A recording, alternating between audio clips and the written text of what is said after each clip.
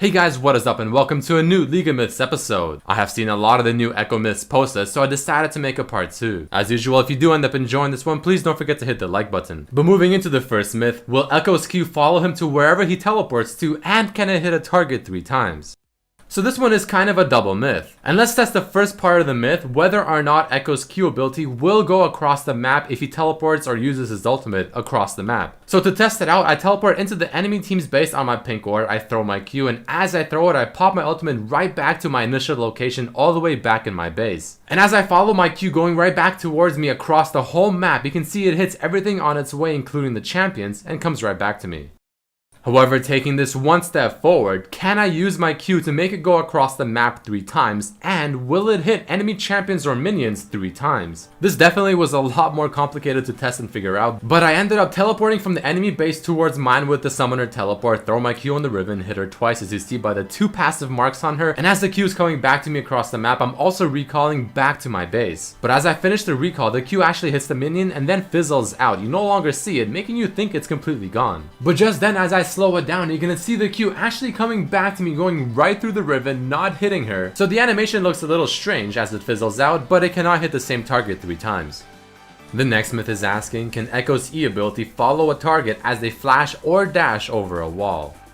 So we're gonna have various test case scenarios, and we're gonna start it all off with Lucian, who has a dashing type ability. First, we're seeing if it's even possible to follow a target as they dash, and as the Echo attacks the Lucian half a second after Lucian dashes, he follows him to the new location. So that's definitely pretty neat, since it makes it a lot easier to chase an opponent that has a dash, but does it work over walls, since you don't have vision over the other side of the wall? And once again, if you time it perfectly, you can definitely follow them. But how about champions that have a blinking type ability? So for instance, Ezreal's Arcane Shift. This one is a bit more difficult than a dash, since these blink type abilities are much faster. But once again, with proper timing, it's definitely possible. But just like with Lucian, can you follow them over a wall? And as Ezreal blinks over the wall with his Arcane Shift, once again you can see it's possible. And the last thing to test is going to be the Summoner Flash, which I have found to be the most difficult one to time at the right second, because Flash is quite literally instant. So there you saw me time it nearly perfectly, but it did not follow. But after trying this over and over and over again, because I was so convinced that it should definitely follow the champion over the wall or just anywhere they flash to, I was finally able to make it work, and it requires very precise timing. Definitely not very easy to do, but it's possible. Here's one a lot of you seem to ask. What is the interaction with Bard's journey and Echo's ultimate? This one is quite straightforward in terms of testing. I simply take the journey across the wall, I finish it, and then as my ghost for my ultimate is following me across the wall, I use my ultimate. And the question is, where will my ultimate place me? And all it does is put you on the ground that is closest to the center of the wall, which in this case happened to be the top part of the wall. Moving on to the next myth, can Echo's E or ultimate ability go through Azir's ultimate? So this myth has some interesting results. First, we'll test whether or not his E ability can go over Azir's ultimate. So you obviously cannot simply roll through Azir's ultimate, but if you attack a target that is too far away from the wall itself and there's enough space, you'll go right over. However, on the flip side, if the person is too close to Azir's ultimate and there's no space for Echo to appear on the other side, he'll still get the auto attack off, but instead of being able to jump right past the ultimate, the soldiers will actually push him back. So the attack goes off no matter what, but it's whether or not there's enough space for him to go over.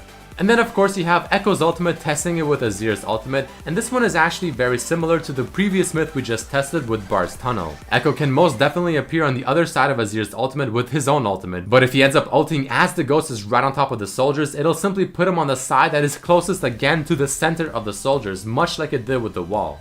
And the final myth of this episode, can Echo's W be blocked by Windwall or Brahm's shield?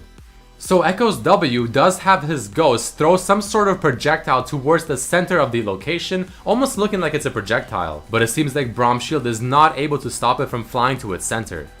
So let us then test it with Yasuo's Windwall and see if it's any different. Once again, as the W ability winds up and he throws the projectile over, it goes right through the Windwall, not stopping it whatsoever. I really think it would have been pretty cool if it was able to stop his projectile, but it is what it is. Alright guys, that is it for this episode of League of Myths. If you did enjoy, definitely throw in a like, subscribe if you haven't, share it with your friends, and also check out the previous episodes of this series and my other videos as well. Peace!